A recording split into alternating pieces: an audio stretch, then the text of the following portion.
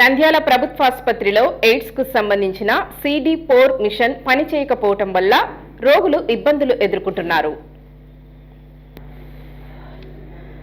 నంద్యాల ప్రభుత్వాసుపత్రి నందు గత 3 వారాలుగా ఎయిడ్స్ కు సంబంధించిన CD4 మిషన్ పనిచేయకపోవటం వల్ల రోగులు ఇబ్బందులు ఎదుర్కొంటున్నారు.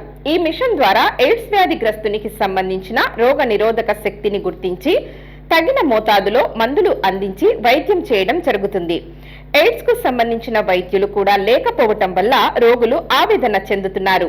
CD4 మిషన్ మరమ్మతు చేయడానికి బెంగళూరు, చెన్నై నుండి రావాల్సి ఉండటంతో రోగులు ఆందోళన చెందుతున్నారు. త్వరగా మిషన్ను అందుబాటులోకి తీసుకురావాలని కోరుతున్నారు.